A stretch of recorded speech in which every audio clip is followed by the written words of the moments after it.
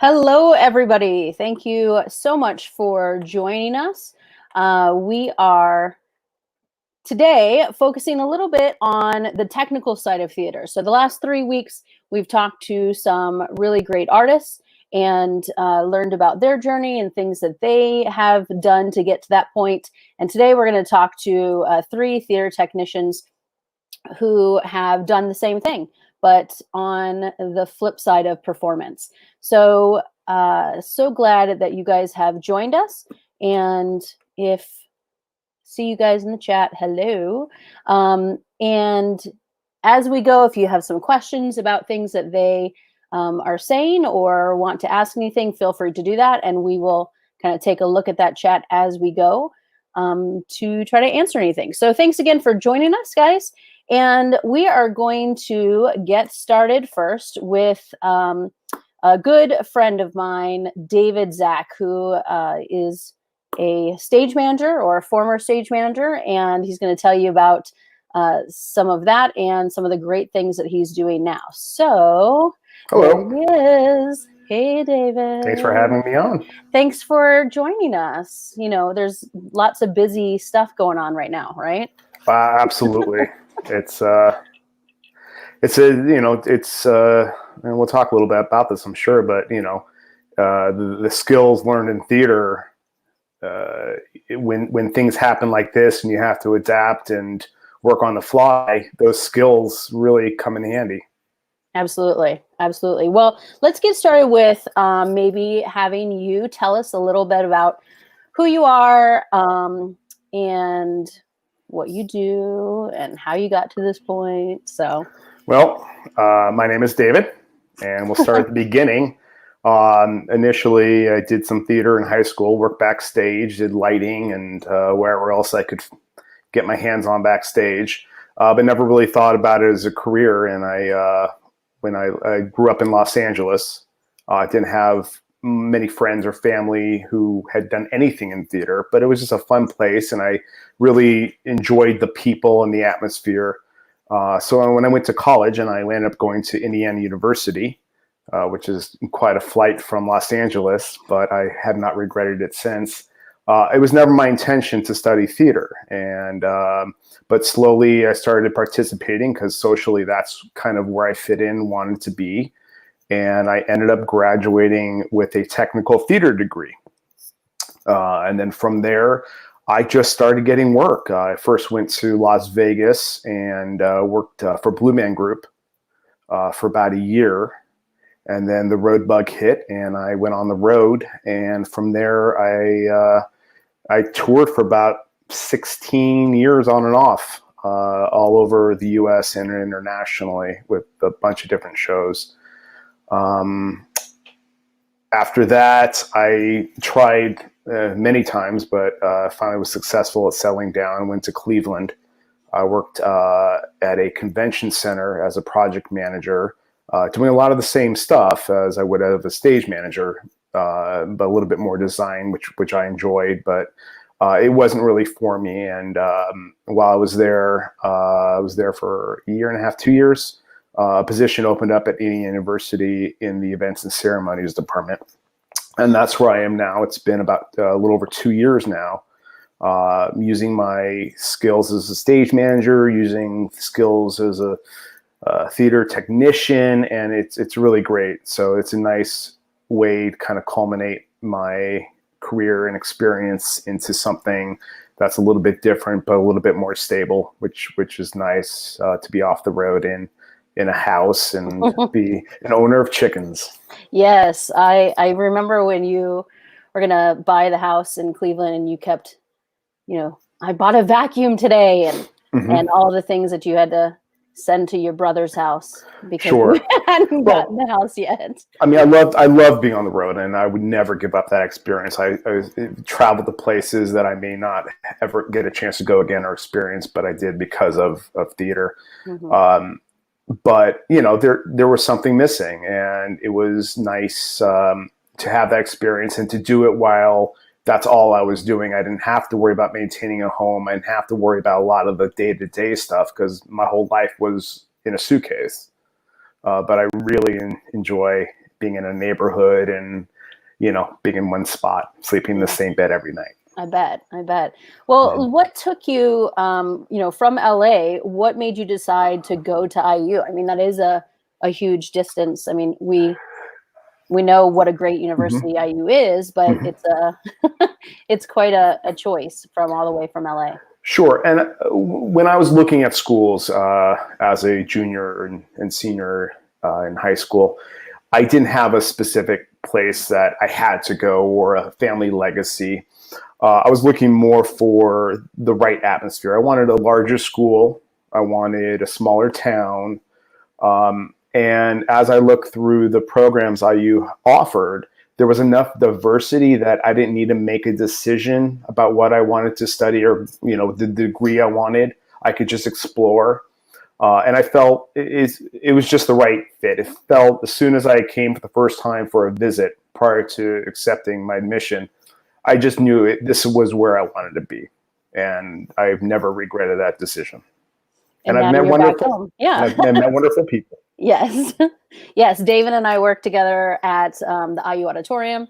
And that's where we got to know each other, and I'm better for it too. But so what I know that there are a couple of things that you wanted to talk about before you want to get into that before I ask some questions, or how would you like to jump right in? We'll fit in. We'll just weave back and forth. Okay. So I know we have some folks here who are maybe not familiar with what a stage manager does. So if you want to give maybe a brief overview on some of the things that a stage manager maybe or production manager at times would be responsible for. Absolutely. And the term stage manager differs. It's used a lot and somewhat loosely in many fields. So in opera, in television, stuff like that. So what I'm going to describe is what I know, and my experience has been a stage manager mostly for touring musical theater productions. So a lot of it depends on when I come into the process. There are shows that I have started at before the show even existed and was part of the development, such as when we did Beauty and the Beast. Although the show had been done before, all the original creators came back, including the book writer Linda Wolverton, and they reconceived the whole show. So in that process, as much as a technician, as much as making sure the cast was there, a lot of my job was documentation and helping build the show in a way that would run.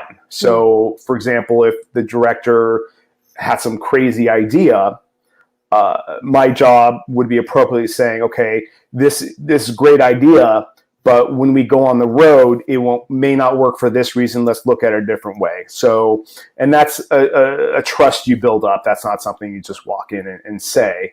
But that's one of the things. Another way I've been a stage manager is I showed up, show's already been up and running. I get handed the information and I just continue it.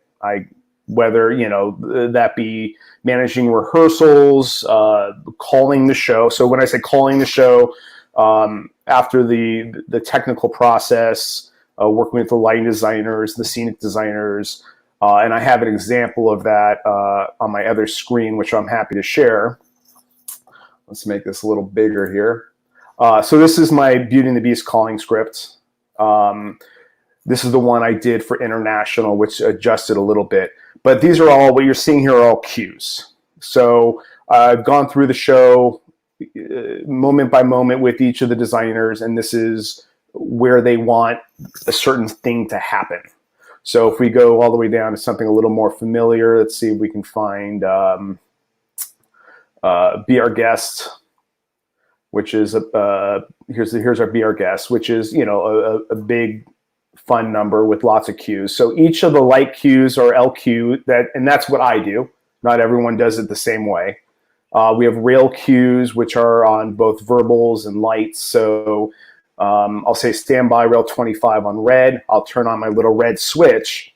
Then the people who are pulling the ropes to make the scenery go up and down know when that red light goes off, I need to pull this specific rope. Light cues are called to our head electrician who's at the light board.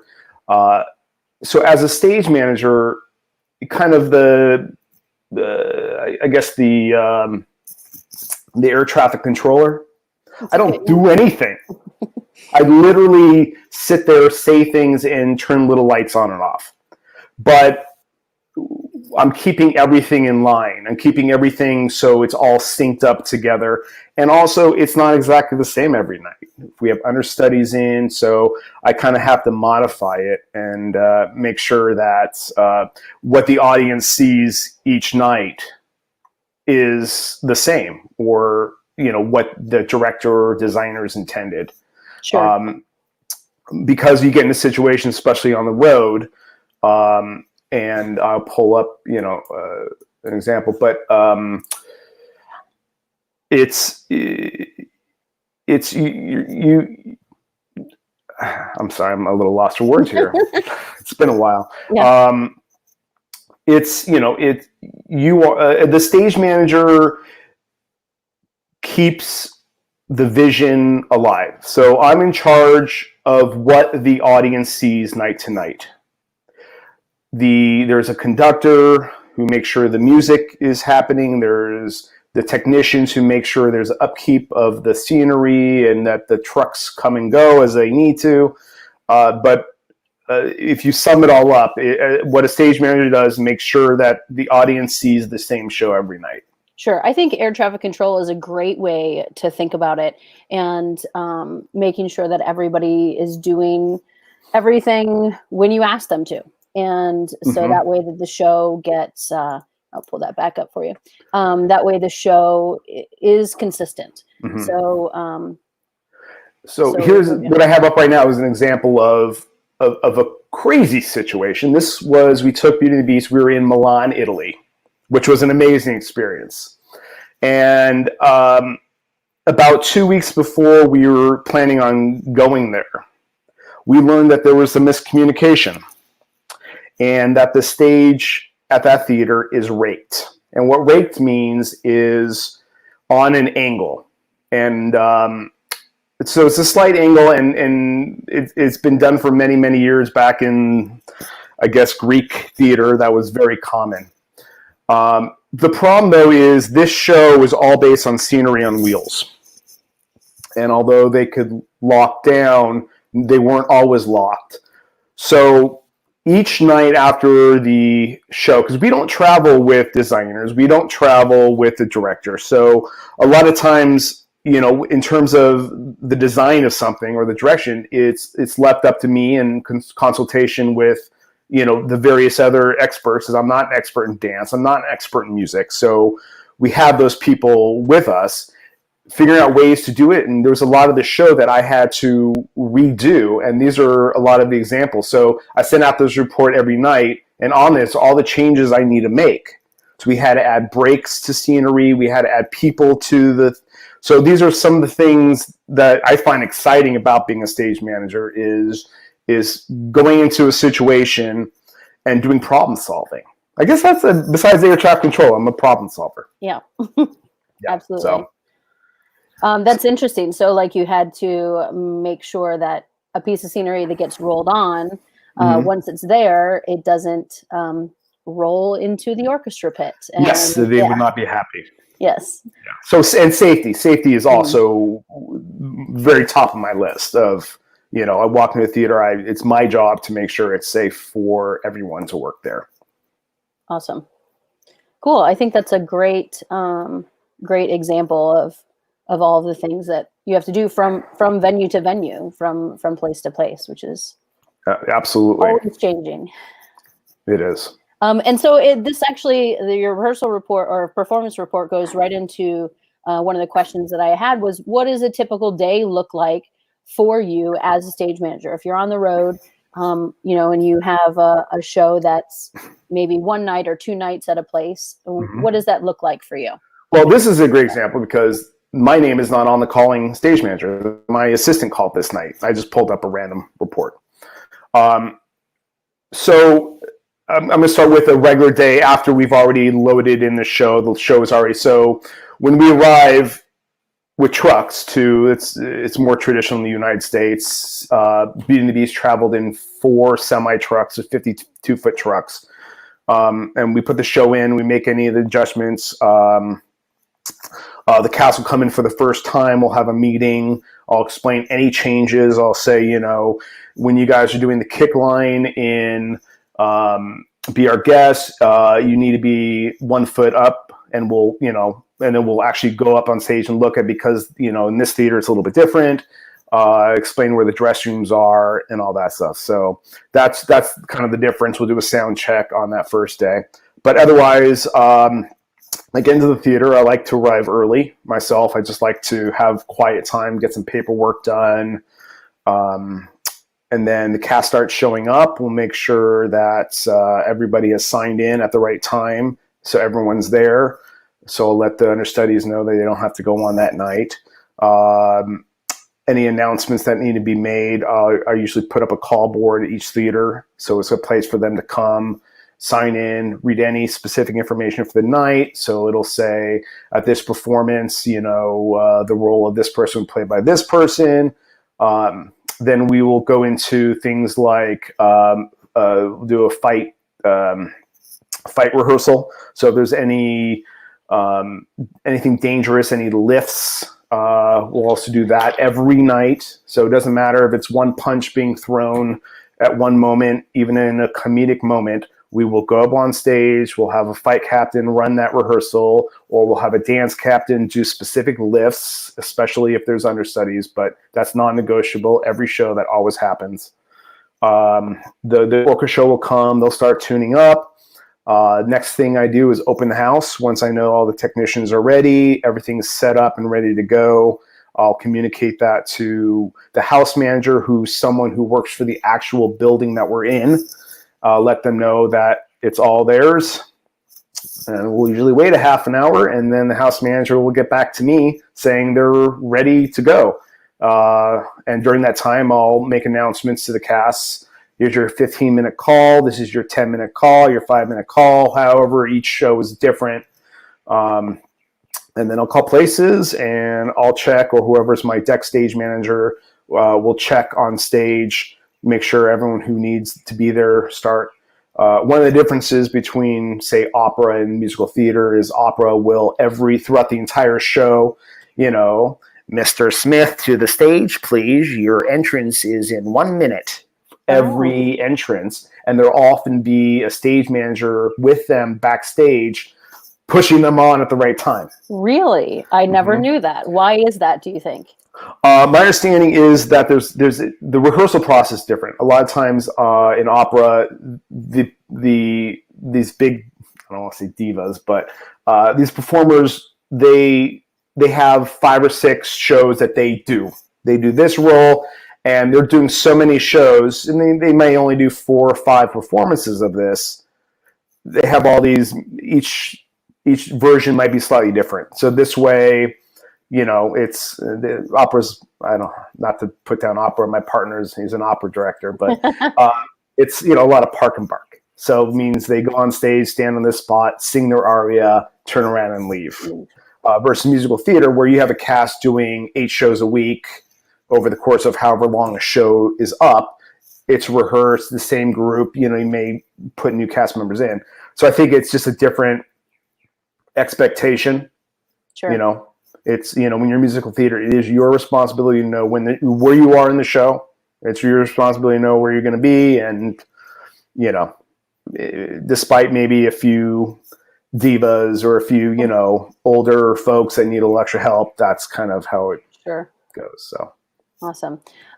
So I have a question I'd like to share. So this is from Miss Ogrens, who's our acting teacher. And she says, how can actors support their backstage crew? Is there something you always feel like you need to remind actors of as a stage manager? I think that's a great question.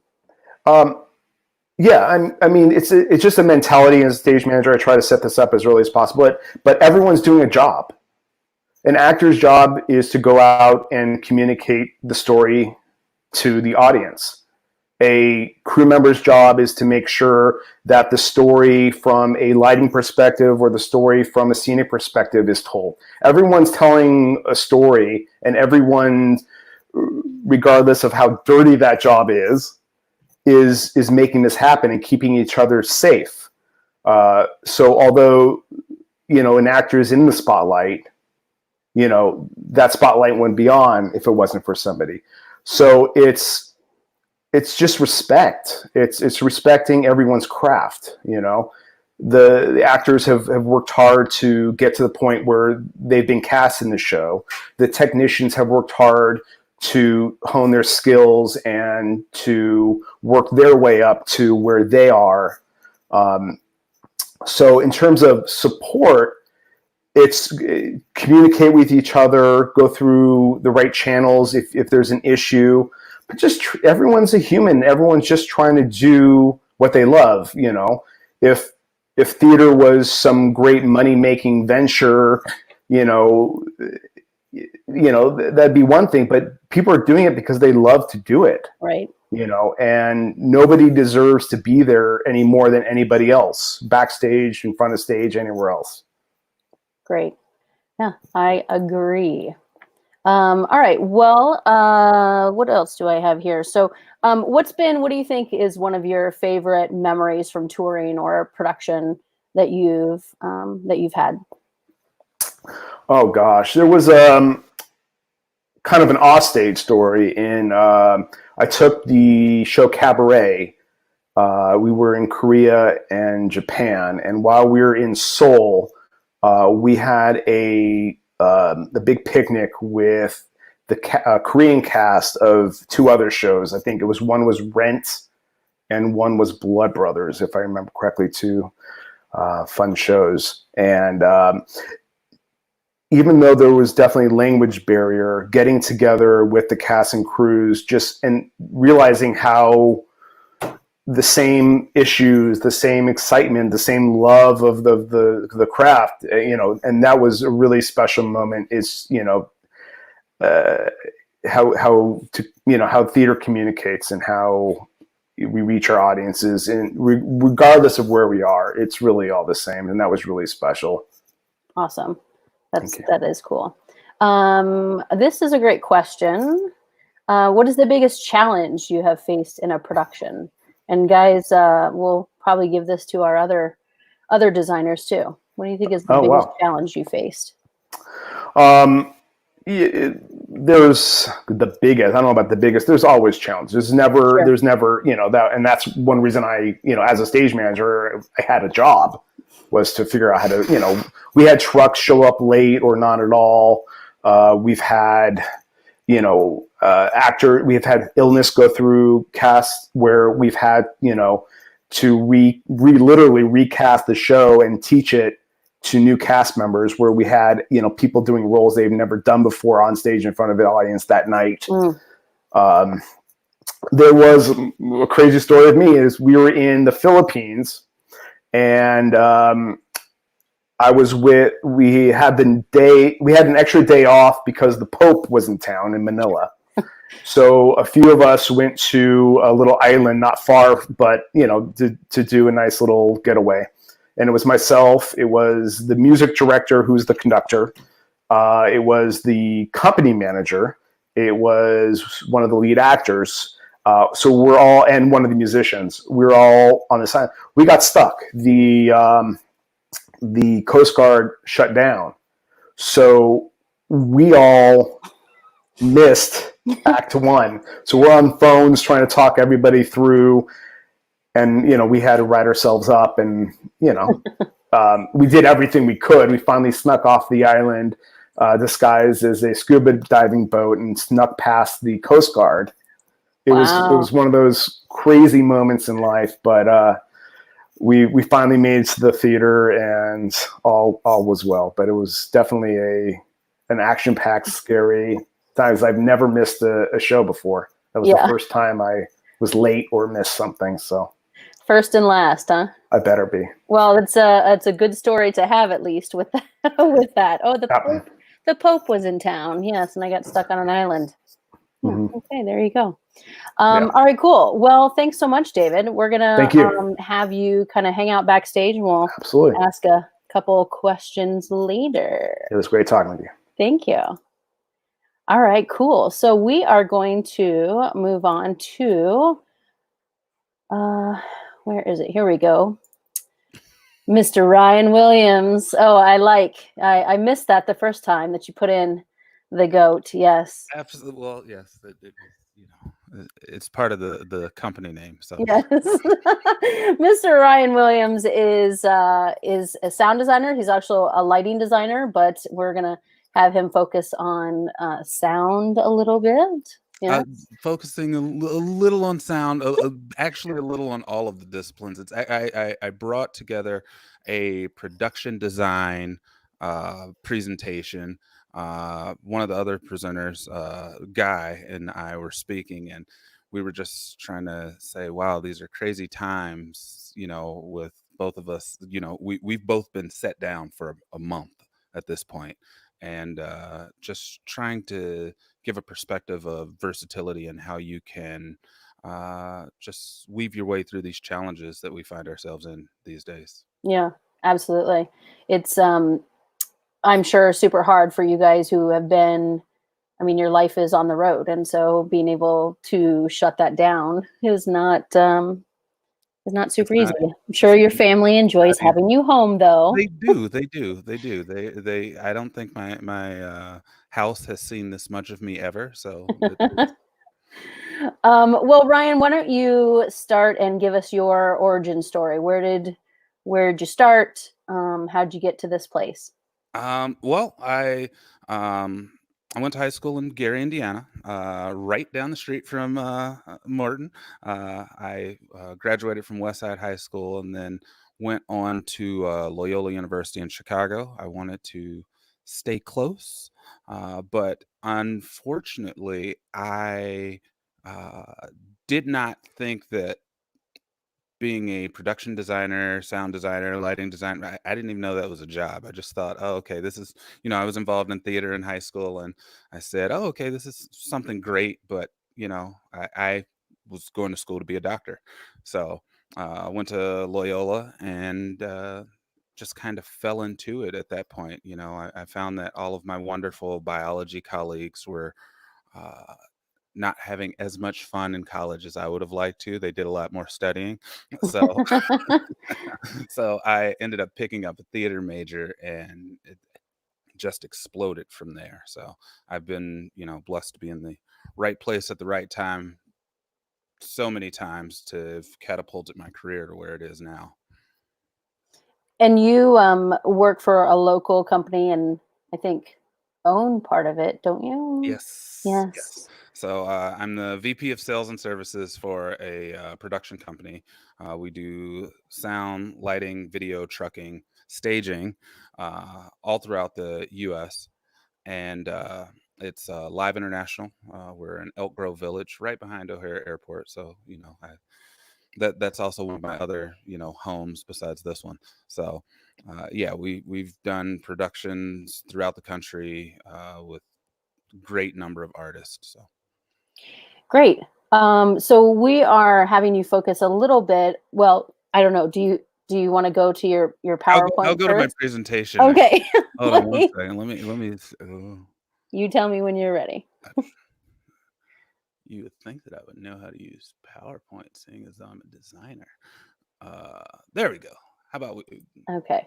we're up now? Yes, you're up now. Yes. All right, gotcha. So this is my production design presentation. Like I said, my name's Ryan. I am the principal designer of GOAT and GS Production Design, also the VP of Sales for Live International.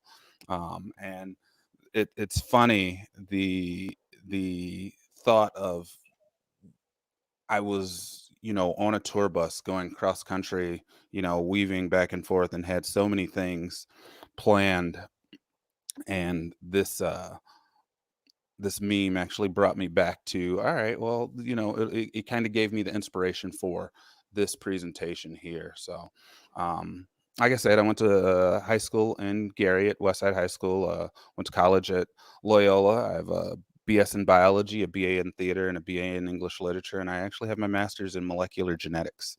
So Overachiever or just a bit, yes. just a Yeah. bit. Uh-huh. So right now I work as a touring professional doing lighting design, video design, and sound design. So focusing on the sound design portion, I have transitioned in that I started out in theatrical design, and I've now gone to a lot more live event production design. So in sound design, your theatrical design uh, focuses on plays, musicals, who gets what microphones, what type of speakers will we use on the very technical side. Then you have the actual design side or the creative side where you'll do something such as create a score. I at Loyola had the pleasure of uh, working under two very, very talented sound designers that are Chicago based. One is Chris Kriz. He's a multiple Jeff Award winner and nominee for his work in Chicago. Great composer, has made original works for a lot of his productions. And then Misha, I can never pronounce Misha's last name. I think it's Fixel. It's Russian, and he's also a DJ in Chicago, and he goes by the name of DJ White Russian. So he's absolutely amazing. Was very, very integral to my early introduction to sound, because I actually started out in sound before I branched out to anything else. And then on the live event side, you have special events and concerts. So this is actually the top left picture is actually some of the inventory at Live International that we're getting ready to fly in an arena. So, the thought that theater doesn't translate to live events, and you have to somehow start differently to get to where you might like to be is you know not even an issue. So you can see the PA flown on the right hand side, and I also operate sound as well. So the bottom left picture is actually that's actually President Obama at the White House. I did the design for President Obama's last state dinner and was running sound for him. So if you look in the back, you'll see a very, very scared young man that's sweating, hoping that the audio feed is absolutely pristine and perfect. So this was the state dinner for the Italian Prime Minister. I want to say it's 2016. So that was absolutely amazing. So I bet, I yeah. had a blast with that. So one of the other things that I'm also involved with, because this is you have to kind of be multifaceted, especially on the company side, but just trying to maintain that creative streak, outside of the sound design. I also do oh wait, I'm sorry, I forgot about this. This is the three pictures here. On the left hand side was an in the round event in Memphis that we did. This was a 3-6 Mafia concert, and the top left, I can't remember what show that was, but on the bottom right, top right, bottom right is the touring setup for the artist Russ. We did at his tours. I think we did his last 2 or 3 tours. This one was taken at one of the venues in Canada, and I was running monitors for him, which was his personal sound on stage. And then I'm also involved in video design, which that kind of brings together the entire uh, visual element of a show. So much like with video design, well, much like with sound design, I have a theatrical background and also a live event background. So theatrically, I've designed for practical video elements. Let's say there's a television on set and it needs to turn on and it has to show something specific. That's an actual design element. One of my professors in college, her name is Ann Shanahan. She was a uh, very, very huge fan of Brecht. So we learned a ton of things about the Brechtian model of doing theater. And part of that is title blocks and things in that very style of how Brecht presented his plays. So that was also a video design element that I used in my theatrical background. And then backdrops and set designs. There are a lot of places where it is, cost prohibitive or space prohibitive to have, full on sets and backdrops that come in. So a lot of places are leaning towards video design. So I know I saw a production of The Little Mermaid not too long ago where it was just absolutely amazing. It was just like, oh, look, I feel like I'm under the sea, really, because I see fish like floating across the screen in the back. So it was great. On the live events design, there's also the title slides that you are presenting on uh, different concerts. There are a wealth of things that you'll do with video for live events. It helps to push forward the set design and the visual spectacle of the show. And I've actually had an artist describe the video as a cast member on stage. And, that's how important video was for them. And that artist is actually pictured here in the bottom picture. That's Lauryn Hill with her current uh, 2020 tour that she had. This is actually a 3D design of 4 projectors merged. So there is a psych behind the band that has 2 projectors merged on it, and their visual elements. And then there is a scrim right in front of her that has 2 more projectors merged on it. So there's this huge 3D visual element of everything that just kind of is popping out at the artist, popping out from stage. And it's absolutely amazing. Outside of that, there's also the live event broadcast side. So 2 of my artists that I work for are Mary J. Blige and Tony Braxton.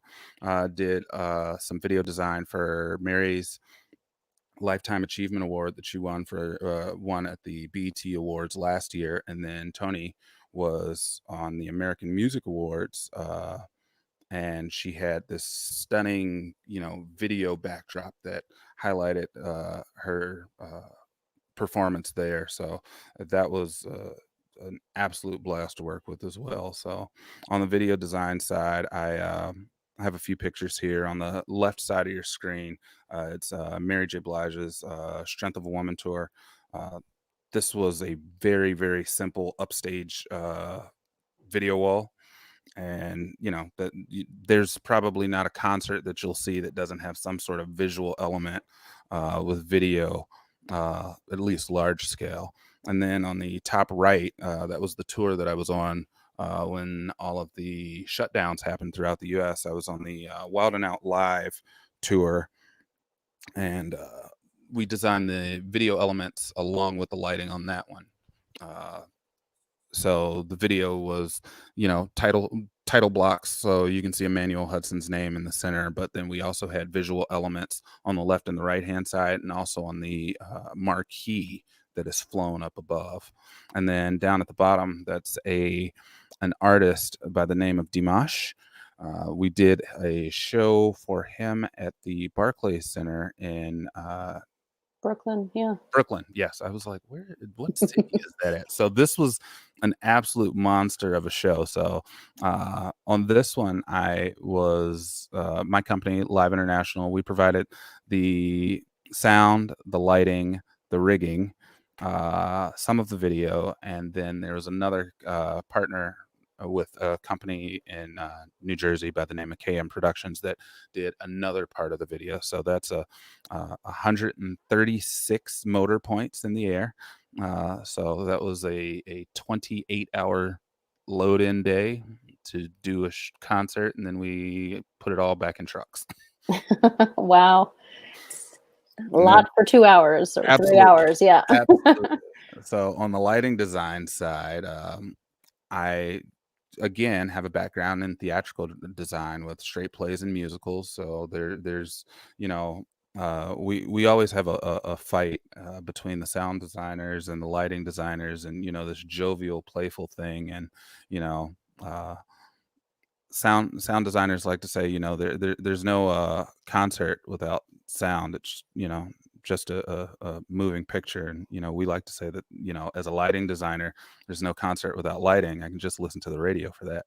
So, but we all work together. Yeah. Absolutely, absolutely. So it's some of that camaraderie on the road. So Sure. straight plays and musicals, I've had my fair share of doing, straight plays through Loyola. Did uh, quite a bit of it to get my actual degree. I actually worked as the master electrician for Loyola's theater department as a work study opportunity while I was in college.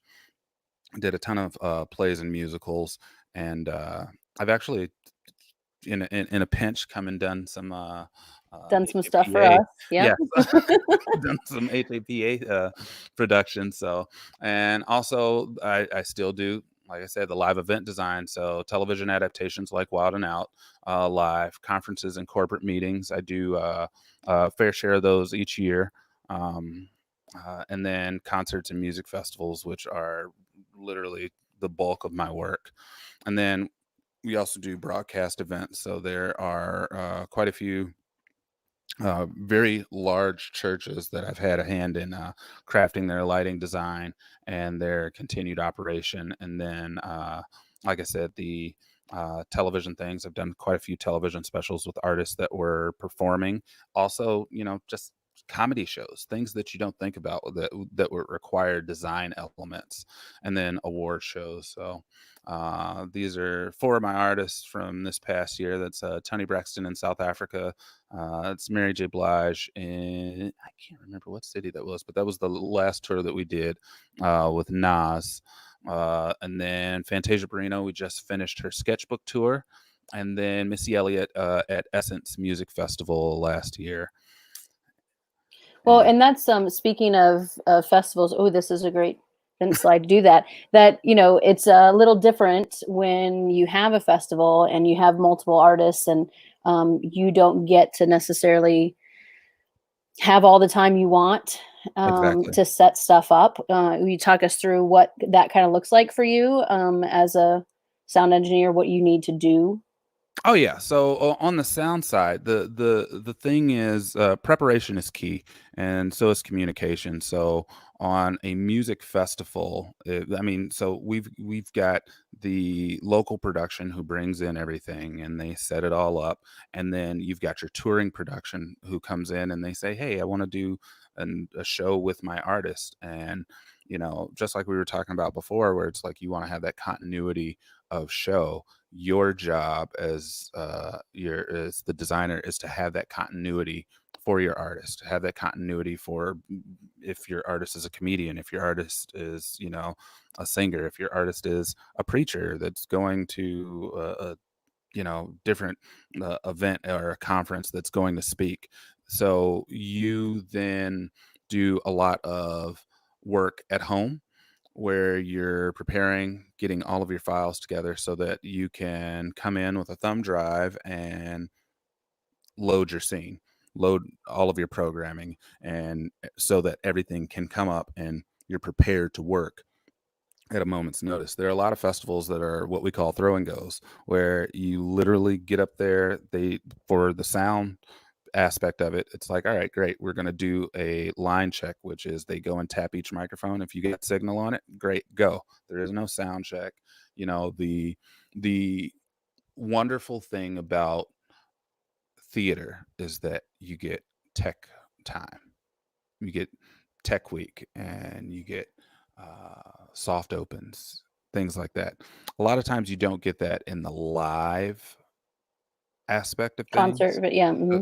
Concerts, there are times where it's just like, all right, hey, you're here, artist is here, lights go down, and you need to be ready to perform. So, if you think about everything that goes into making a show happen theater wise, and at Loyola, I want to say that our process usually from first designer meeting to post-mortem was 16 weeks. There are times where that entire 16-week process is truncated down to 72 hours. Mm. So, it's a lot of pre-planning and a lot of being professional and, not having the excuse of, something happened. Excuse me, sorry. That's only going to go so far. There's a saying out on the road, you're only as good as your last gig. And, if word gets around that you're an unprepared individual, that you don't plan ahead, that you aren't, pushing to be the top of your game. It's not necessarily that you have to be the absolute best at what you do. It's that you have to have the desire to be better than where you are. Gotcha. So this last slide right here is me doing a little work, and it actually has some HAPA influences here. I So see you that. see, I've got my HAPA hoodie with my Viking helmet. That's one of my front of house costumes, and then the bottom right picture is actually on the picture that was It is. on the loading dock. I was standing there when that got taken. Yes, Yep. absolutely. So, and then very last is I do a lot of traveling, and I miss O'Hare Airport. So I just wanted to include this just because I miss the airport. So Yes. Well, you can definitely follow Ryan. Ryan, what is your Instagram handle? I don't RC remember. Williams 111. So I will put that See. in there for everyone. So 111. Yes, you can definitely follow Ryan's Instagram and see every time he goes through O'Hare. And every other airport around the world. yes, and what he's eating or drinking on the plane, or occasionally some good shots. Yes. Absolutely. I stopped being the I'm not one of those people that's like, oh look, I need to take a picture of that. I take pictures of mundane things just so I can keep my social media presence, because I'm not a big social media person. So yes. I'm sure like one day you should put together a flip book of all of the O'Hare photos. that's actually in the works right now. Oh, good. Well, the one last question I have for you real quick too is maybe I think I probably gave it to David too, is what's been one of your favorite experiences working on the road or with a particular artist? Not with us, not working with me in our productions. I have great experience working there. No, I'd say one of my favorite experiences working with an artist would have to be my traveling. I've like I said, I didn't know that this was a profession or could be a profession, and I was on my way to medical school, and I got asked by Miss Fantasia Barrino, who was the season 3 winner of American Idol, to come on the road with her. And I said, all right, great. I don't know what that entails, but awesome. And I still worked with her to this day. So I would say the relationships that I have built on the road, there are tons of places that I can go, venues where folks are like, oh, I remember seeing you from this show or that show. And just being able to, have those connections. Plus the travel's not bad. I get to, fly around the world at least 3 or 4 times a year. So Yeah, that's pretty cool. Well, thanks so much, Ryan. I'm gonna have you hang out a little bit backstage if you're still cool with that, and absolutely. we'll have you answer a few more questions for us at the end. All right, thanks. Okay, so we are, last but not least, going to end with Mr. Guy Rhodes, our resident lighting designer and photographer. And Hello. he's going to give us some information. How's it going? He's got the setup. Pretty good. Yeah. On the heels of Ryan, my good friend, we've worked together for, over 15 years now. I met Ryan right after I graduated high school, working at West Side Theater in Gary. And we've gone on to do shows across the country together. So that's one cool thing about what I do, is that we get to work with our friends sometimes. And it's not like going to work at that point. It's just like going to hang out, and we all love what we do. Yeah, that's awesome. That's kind of what makes things not so horrible, is being able to work with people that you like. Yeah, definitely. So Guy, give us your origin story, my friend. So if you want to go to my slides, I kind of have that all wrapped in here. Let's see. So whenever I do lighting presentations, this is the first photo that I love to show people. And this is me at age 5 lighting a concert in the living room with my stuffed animals. And you can see here I've made some instruments out of blocks, and there's a cake icing container there for a bass drum for Winnie the Pooh. Can you make it bigger? I'm sorry? Can you make it bigger? It should be full screen right now. It is not. Okay, let's try it. I see thumbnails. Okay, let's try it again.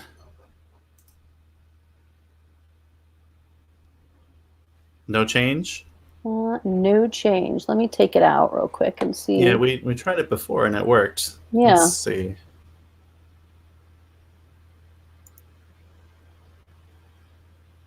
Yeah, so I have a bunch of thumbnails. All right. Maybe if let me, sorry guys, I want to show you these pictures.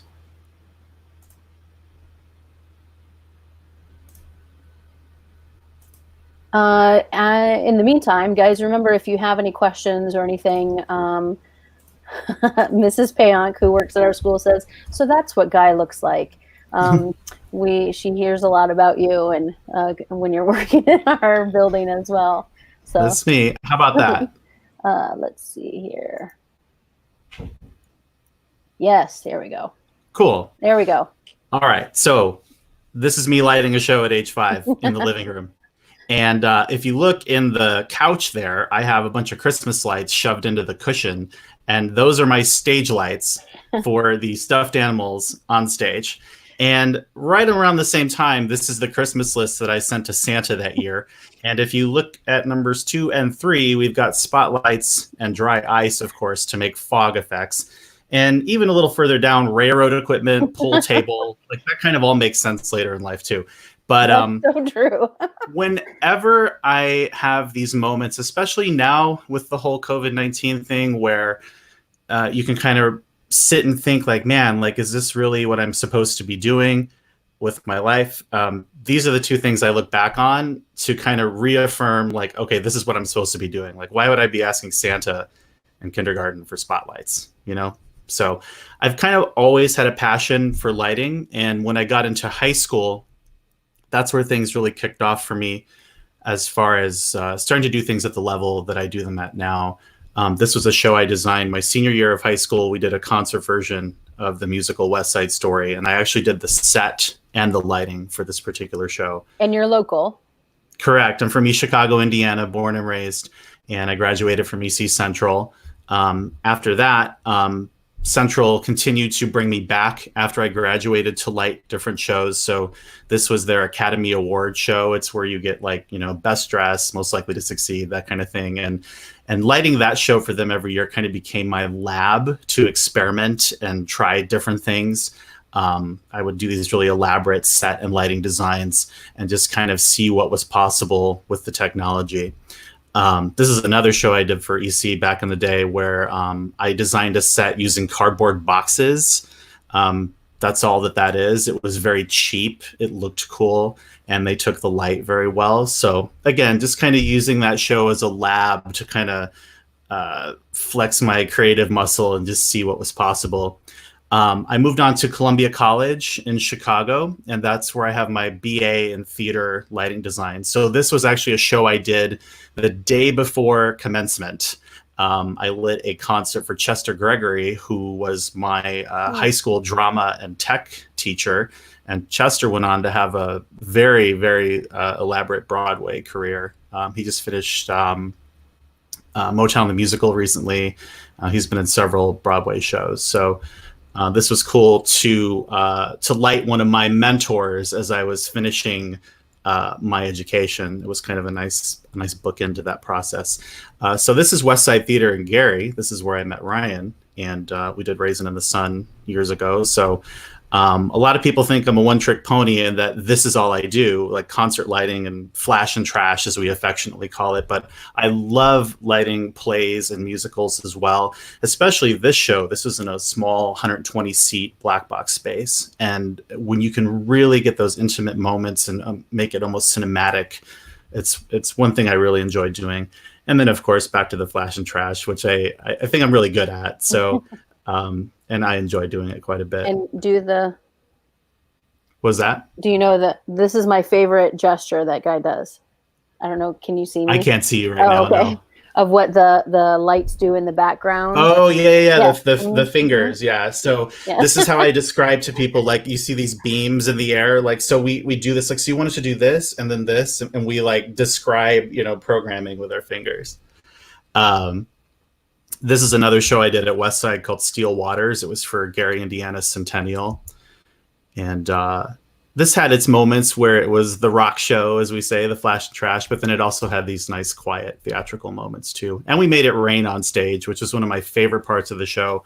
My good friend Rashad Cherry designed this rain system that had to go off just before intermission every show, and obviously not trash any of the electronics that were right next to the system up on the truss there.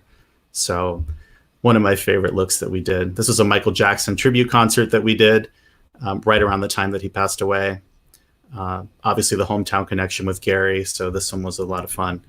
Another small black box show, this is called Jitney by August Wilson. Just going to kind of poke through. This is actually at HAPA, so this is one of my favorite straight plays that I've ever lit, and this was called Mother Hicks. We did this in 2014, and I don't know, there's just something about this show and these looks that we were able to pull off on the cyc back there with the moon and the sun, and just this nice organic lighting coming from the sides. It's one trick I like to use quite a bit in the theater, is to light things from different angles, because like right now I've got this light shining on me for the video here, but in nature light doesn't always come from this direction. Sometimes it's coming from straight above, sometimes it's coming from low and down to the side. So when I do these theatrical plays, I try to bring in those different angles too, to create that natural look. This is also HAPA. This is Cats a few years ago.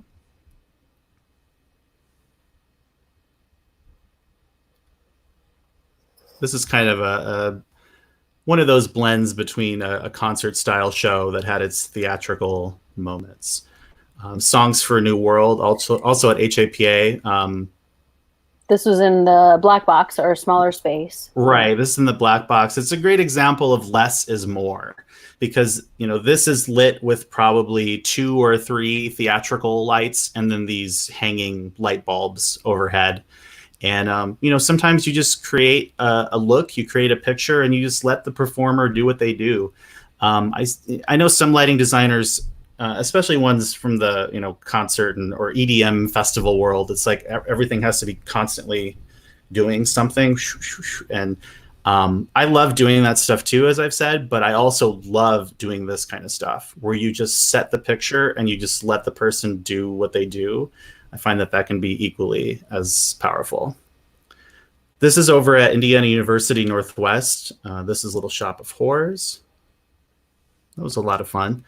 And this was in the old theater too, if I remember correctly. Yeah. So they just opened their brand new theater a couple years ago, which is a really beautiful space. But they had a temporary theater for several years after their old theater was damaged in a flood. And so, yeah, this show was done at the temporary theater. It was a former Hollywood video store that they converted into a black box. So this is also in that same space. This is Hedda Gabler. Also one of my favorite straight plays that I've lit so far, because when I saw the set design, I saw these giant windows that they had over here on stage right. There's the big window that you can see in the picture, and then there's another one in that room with the painting in the background. And when I saw these big windows, I knew that I wanted to kind of take a more cinematic approach to lighting the set. And so behind those big windows, I have these giant light sources that were just blowing through there, like 8 lights on top of each other, just to slam through those curtains like the sunlight would, just to kind of create that natural look. So that was a lot of fun. That's cool, yeah. Yeah, this is there's a small LED fixture in that stove that's providing the fire effect there. And that's always been one of my favorite things too, that I like about your designs, is that you think about those little details, that okay, we can put this tiny little light over here, and it's going to make a huge difference to what the scene is going to look like. Sure. And that's always been one of the really cool things that I've appreciated about your designs and imagination. Thank you. Yeah, this is another example of that. This is also in a black box space, where you can do those little subtle details, like this person is supposed to be swimming through the water, and so obviously we have her lit in a color that would represent that, and low and from the side, and just you can do those little sculptured things that are really hard to do sometimes in a large proscenium stage. This is, speaking of proscenium stage, so this is at Morton in the main space. Yep. And sometimes I like to try to do quirky, different things. These 3 fixtures hanging overhead, I actually built out of trash cans that I got at Meijer. I was there late one night browsing, and I saw these metal trash cans in the office section that had this intricate design cut into them. And I picked one up and I said, I wonder what would happen if you put like a really, really bright light source in here. And so this is a dance concert that we did. And sometimes I have to file these ideas away in the back of my head until there's a time where they're appropriate. And a lot of times when we do these dance shows, it's all about creating the mood around the dancer. And I want to say this song had something to do about rain or water falling. Yeah, I think so too. Yeah, and so this was a perfect moment to bring out this idea, because the texture that those trash cans made on the cyc in the background kind of looks like water falling down. And when we flew those in on the fly system, when they stopped, they kind of were doing that like swaying back and forth a little bit, which also helped that texture kind of move and breathe. And so that was really cool. Dance is one of my favorite things to light.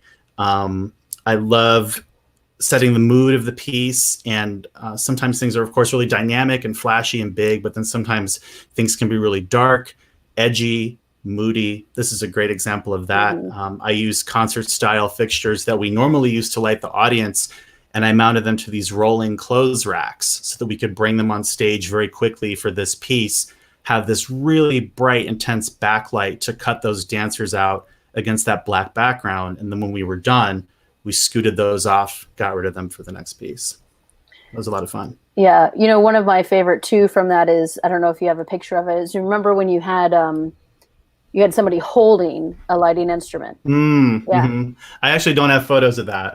I should have put that in here. I have the video clip of that. But we did a piece years ago where we had the dancers actually hold theatrical lighting fixtures, and we cued the lights into the choreography so that at times they were holding lights that would come on at specific times, and they would shine them over at a specific person, and then they would go away, and then the next one would come on. It was really cool. That's another thing I've wanted to do for years, and it just took me finally talking a choreographer into letting me do it. For the last 5 years, though, my main gig on the road has been lighting R&B singer Anthony Hamilton. And basically the way that works is wherever Anthony has a show, he brings an entire band, 3 backup singers, and then me, a front of house sound engineer who's doing the sound that the audience hears, and a monitor engineer who's doing the sound that the band is hearing on stage. And so as a lighting designer, sometimes we're doing a formal tour where we have a semi truck full of all of our lighting and sound equipment, and we're taking that with us from venue to venue. But sometimes, like this situation, I show up to the venue and I have to use the lights that they already have for us. And that can be very challenging, as Ryan was saying earlier. A lot of times in those situations, we don't have a lot of time. I would say it's luxurious if I have 2 hours to set my cues, get everything programmed into their lighting console, and make sure everything's ready to go. I've done it in as little as 40 minutes. I've been programming lights sometimes when the audience is coming in the door behind me, and I'm still rushing to just get something in the board because the artists that had their sound check time before us took too long.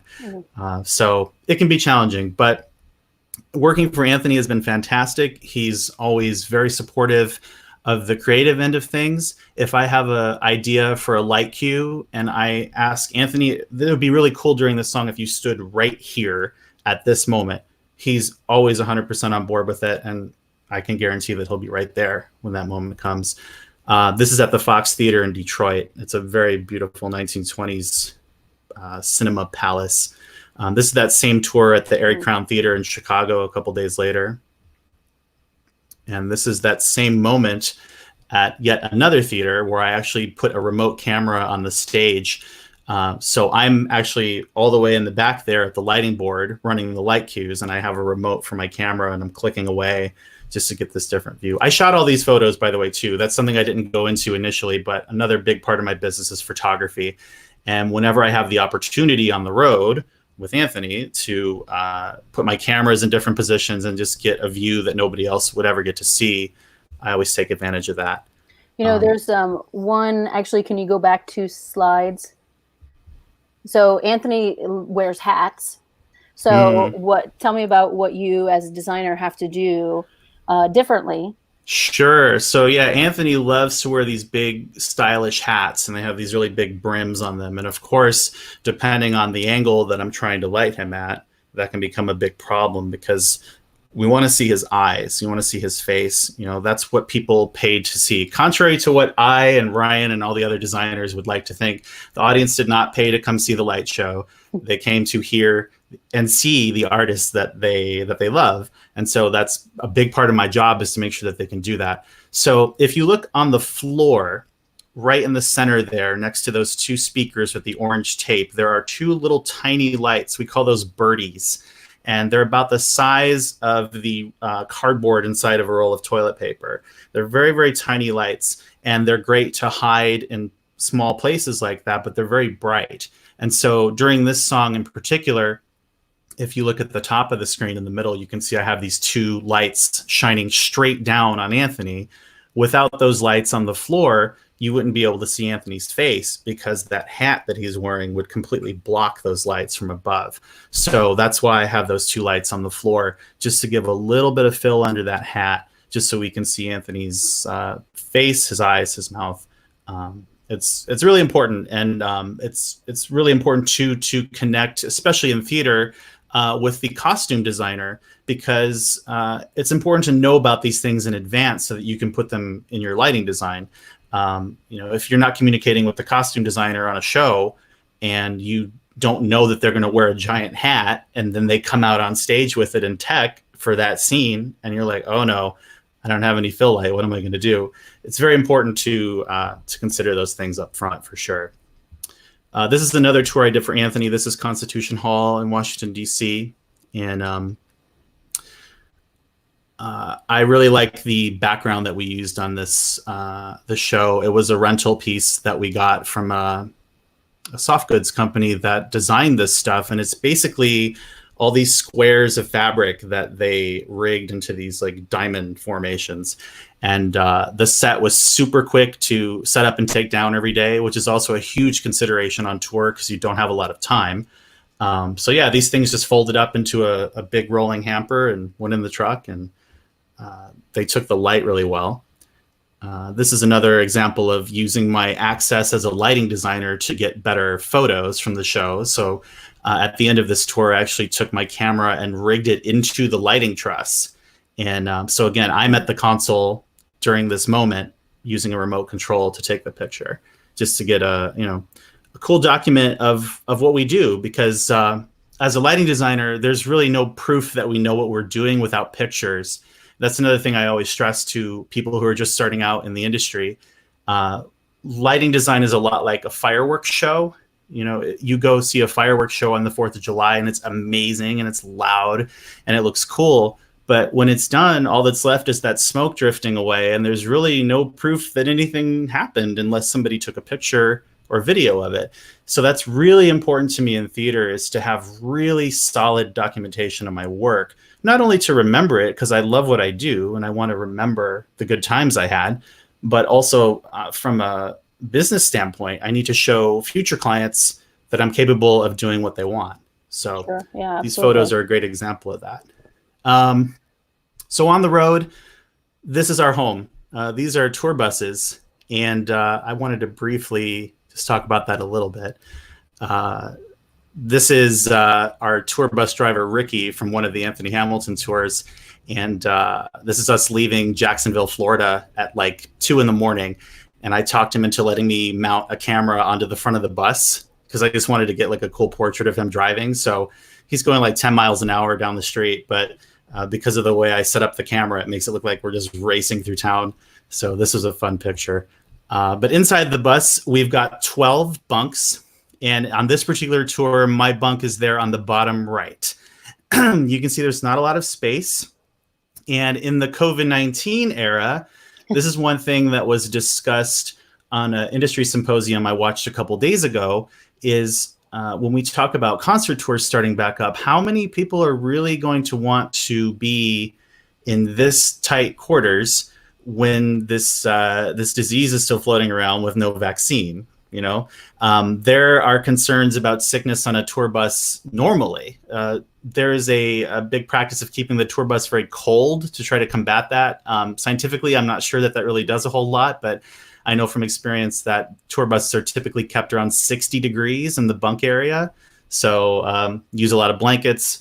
And I will say sleeping on a tour bus is actually very comfortable because the whir of the engine and the tires on the road as you're driving to the next city overnight kind of lull you to sleep. So it's something that I miss. I kind of need a sound recording of a tour bus that I can play here at home. So during these off times, I can try to sleep a little better. Sounds like a toddler in a car seat. Exactly. Yeah. Same deal.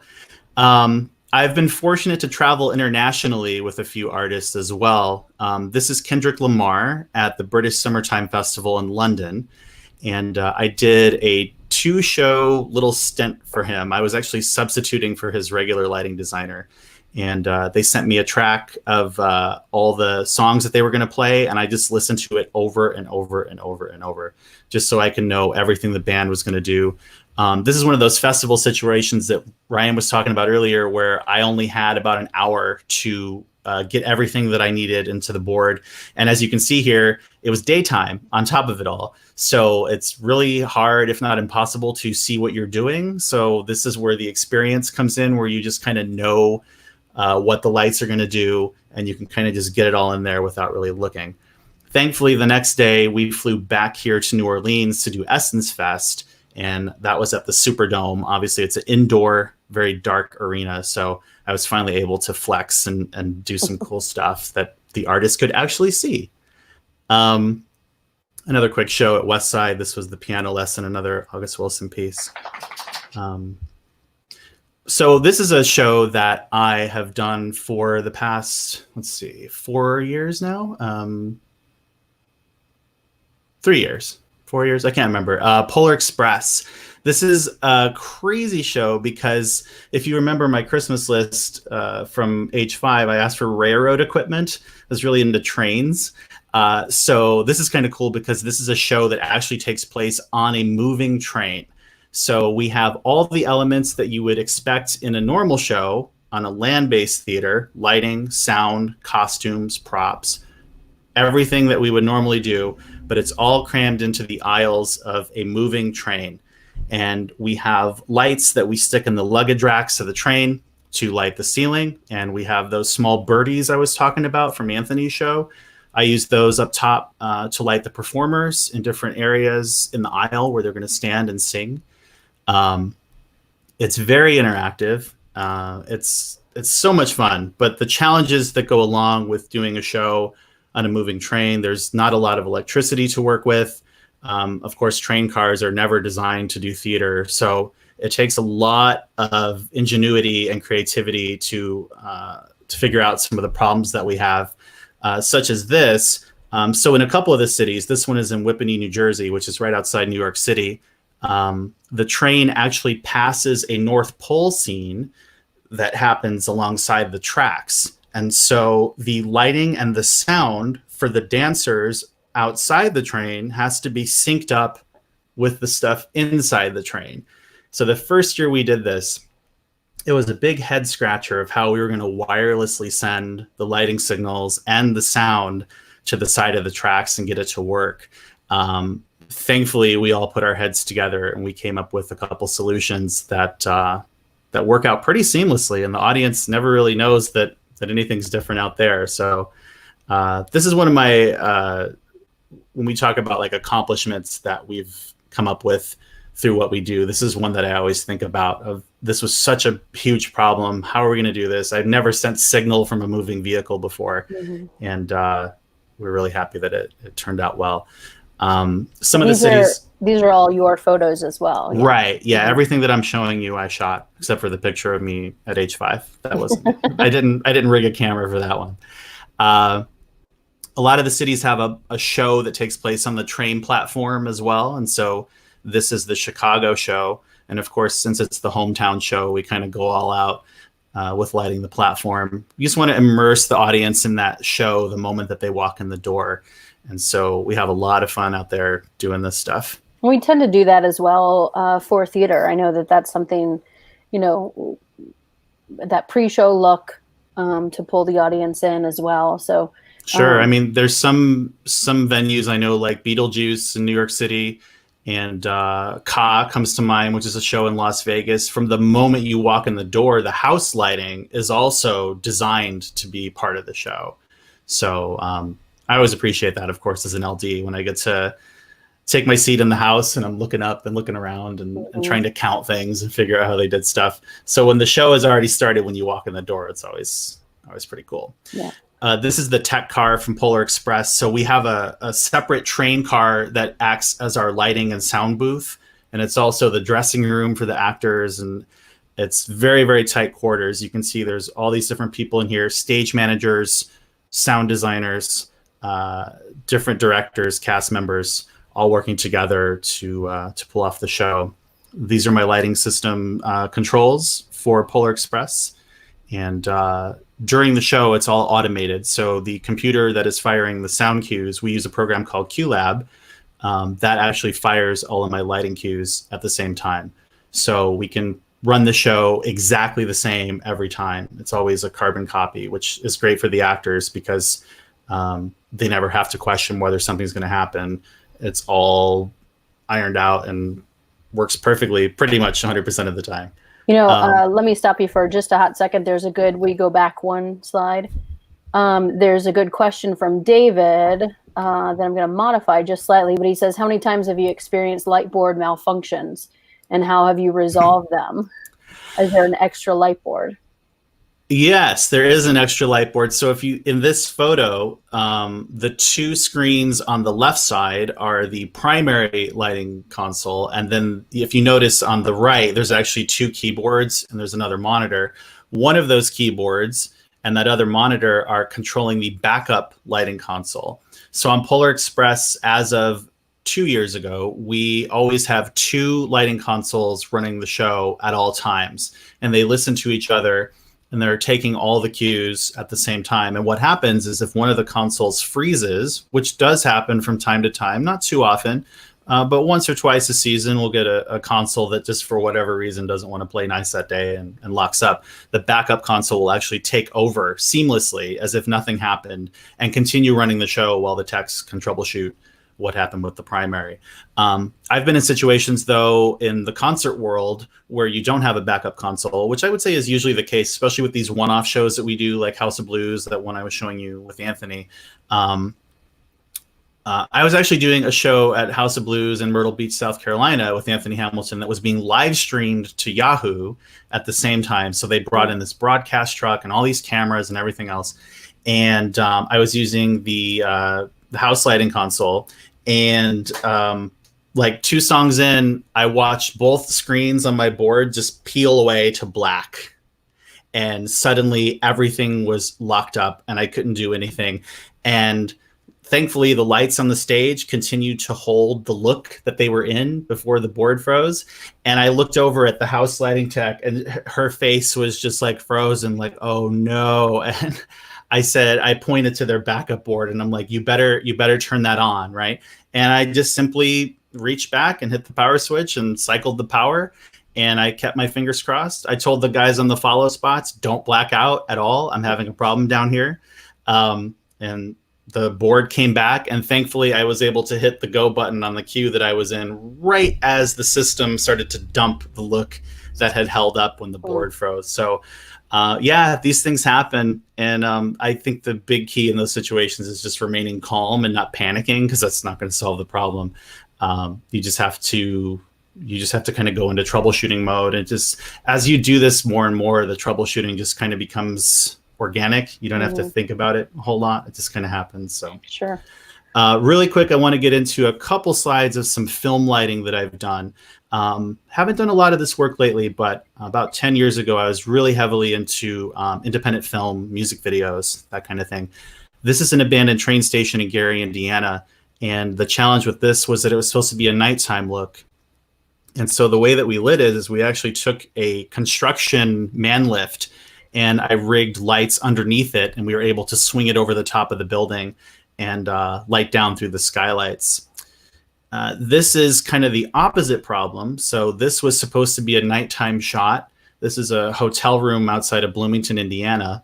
It was supposed to be a nighttime look in this hotel, but we were shooting throughout the day. And so what we do is we tent off the windows, basically taking black light type material and making a box around the outside of the building.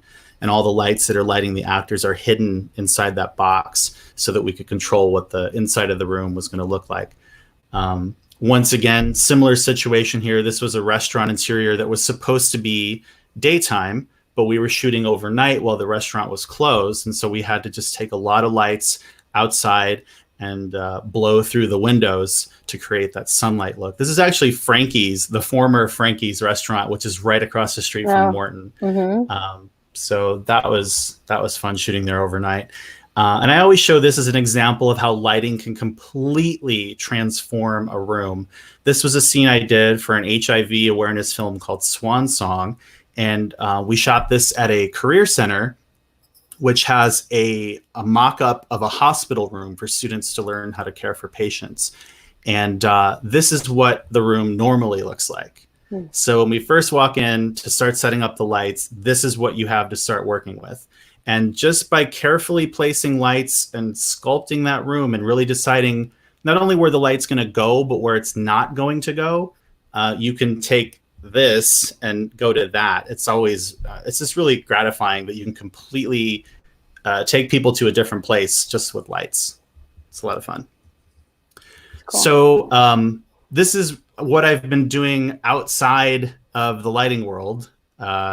So back in, let's see, when did this all start? I want to say it was around like March 12th, March 13th.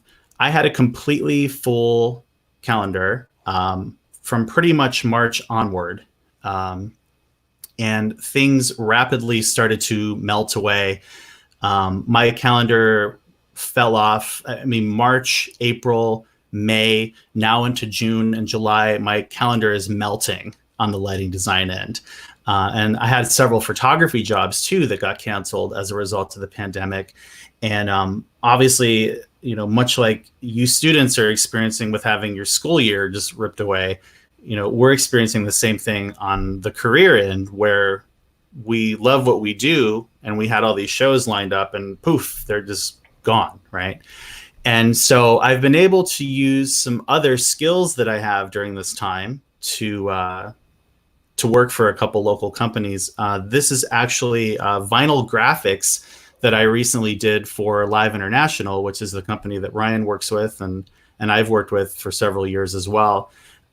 They needed to label their trucks so that they could tell them apart because they all look the same. And I started doing vinyl graphics last year as a hobby. It's always something that's intrigued me, and I've always been interested in how the process worked.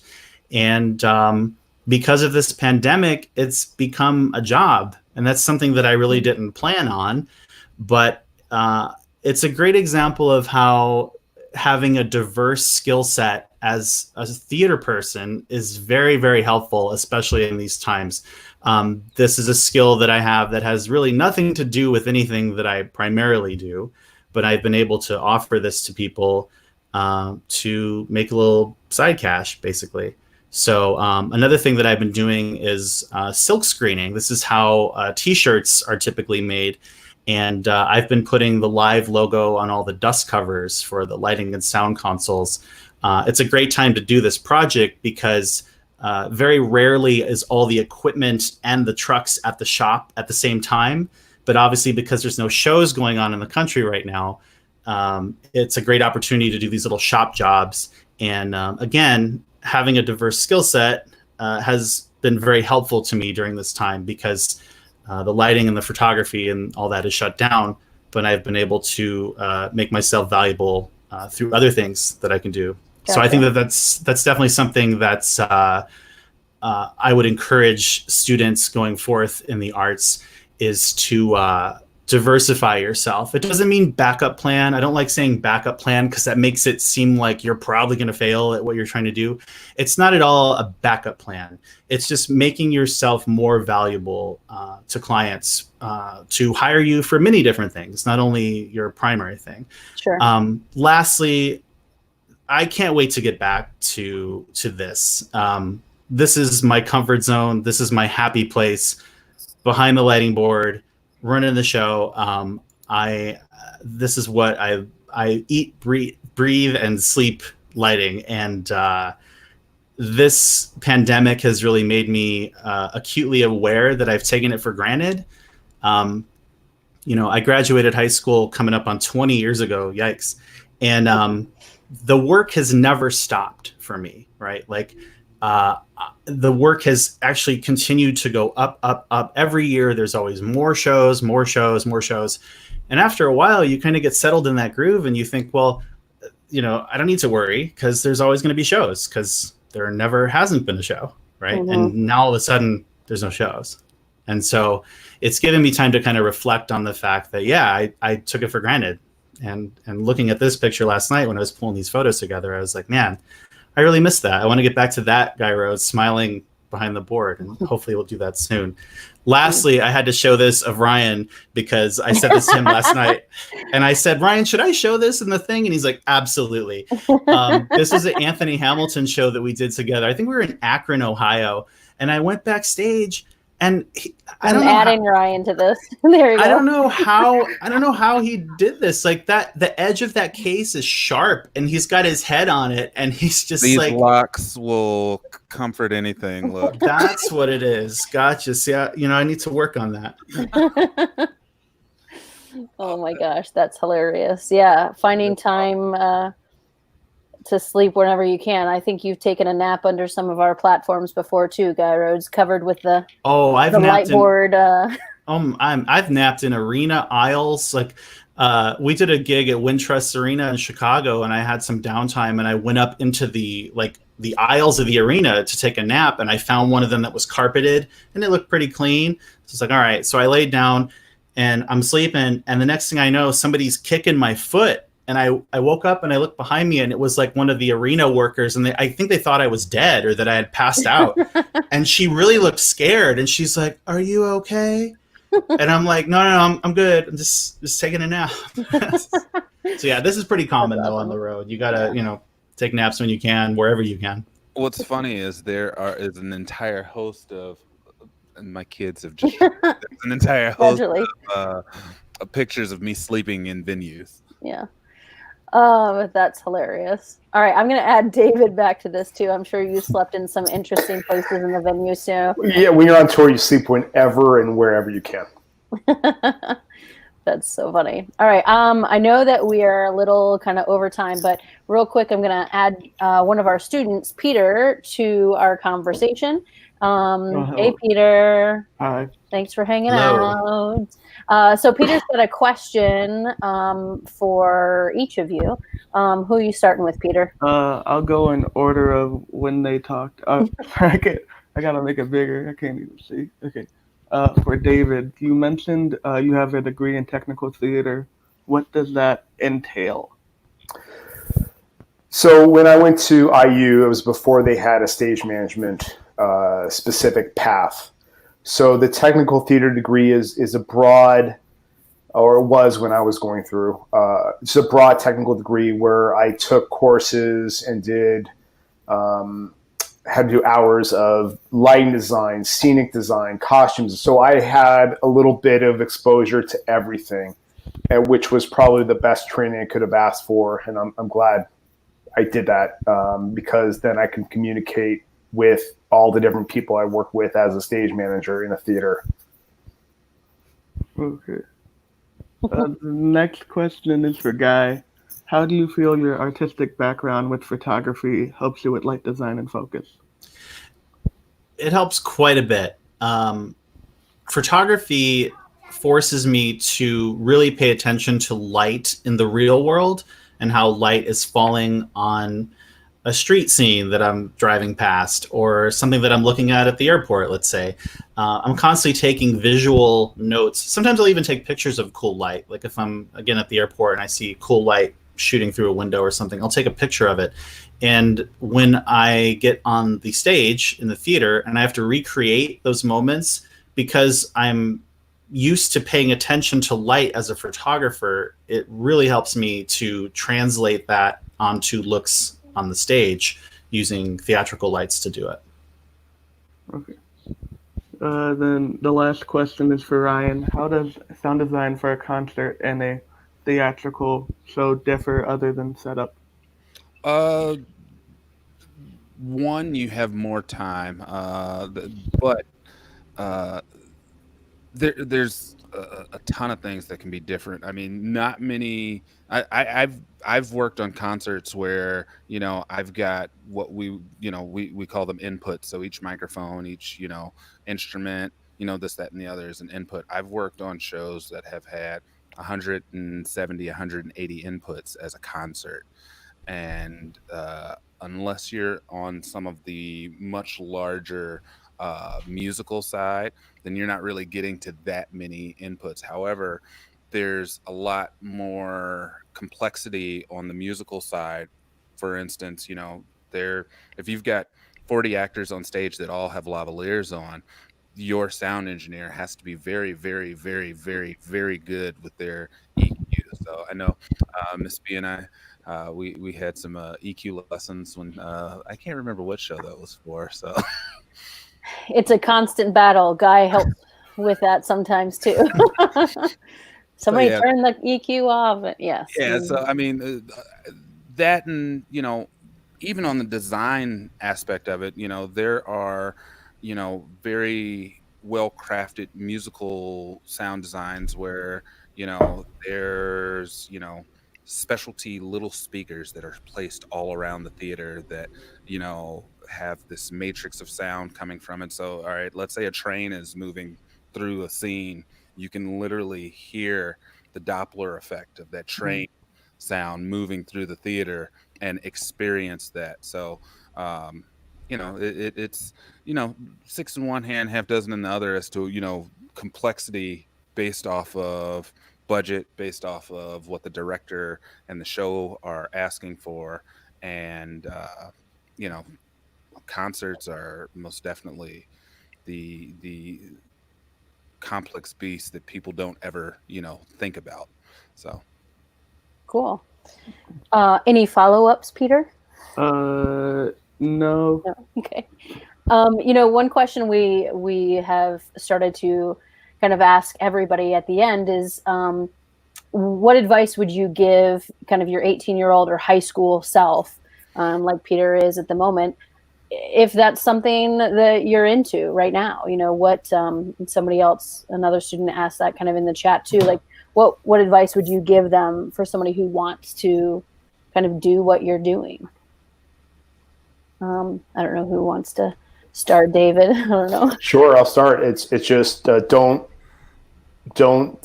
leave any options off the table. Let it take you where it takes you, and everyone you meet along the way is someone who could be a potential boss or someone who could suggest a job. Hey, I heard this position's open. So it's always act professionally, don't burn bridges, and learn as much as you can. Ask lots of questions and learn.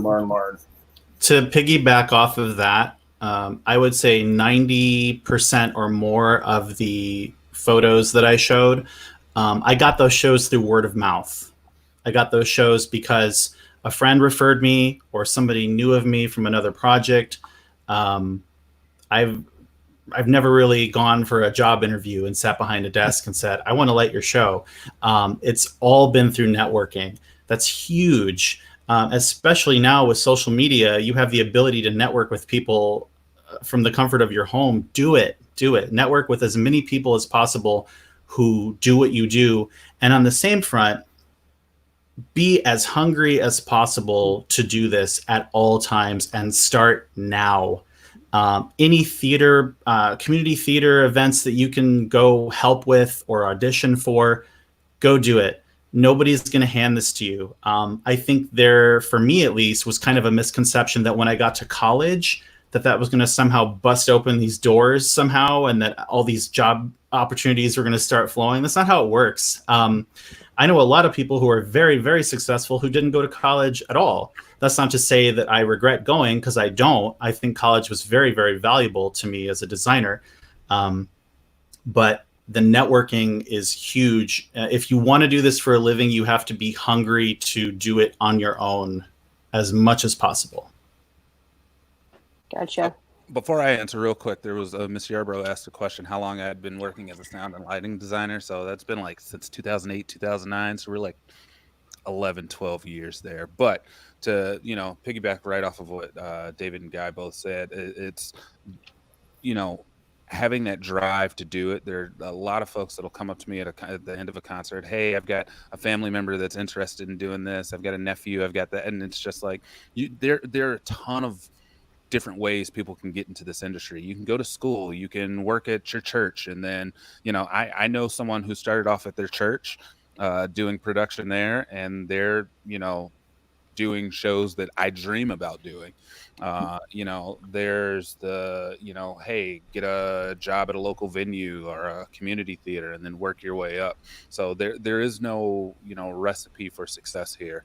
Everything is very, what you make of it and how you deal with it. Also, the whole point of, not burning bridges and things like that. So most of the, I showed at least 3 artists today, Tony Braxton, Mary J. Blige, and Missy Elliott, who I got because one of the production managers that I work for asked me to come on with those clients that he was servicing. So I met him when he came on just as my tour manager when I was working for the Jacksons.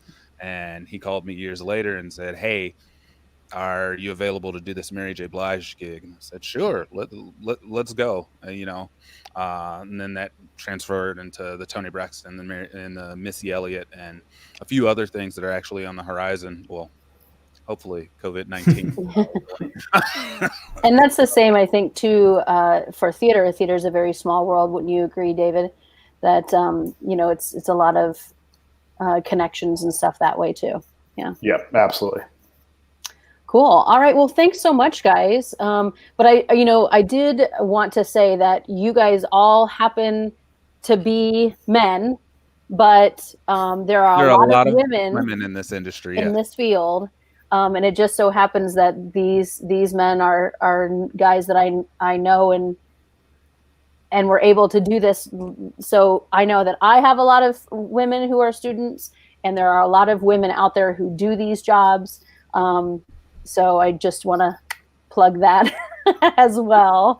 There are quite a few female lighting designers that are out there that are just tearing it up, and like their designs are, absolutely amazing, and the attention to detail that someone praised Guy for his attention to detail. It pales in comparison to some of the things that I've seen. I'm just like, ooh, okay, step my game up. That's awesome. Yeah. So anyway, thanks so much, guys, for your time and your expertise. You can find Guy on social media. Is it Guy_Rhodes? I don't know what. Correct. Okay. Instagram is Guy_Rhodes, and then Twitter and Facebook are just Guy Rhodes. And then Ryan's is Instagram is RCWilliams111, and then if anyone wanted to email or anything, it's rcwilliams111@gmail.com. And of course, I can get you guys hooked up with that too. David, though, I think that you probably social media. Yeah. But you can always email me, dzack@iu.edu. It's probably the easiest. Fantastic. Well, guys, I'm going to close this up if you'll hang out for just a minute, and we'll be good to go. But thanks so much, everybody, for joining us. Great questions. And great advice from you guys as well. So thanks so much. Thank you. Thank you.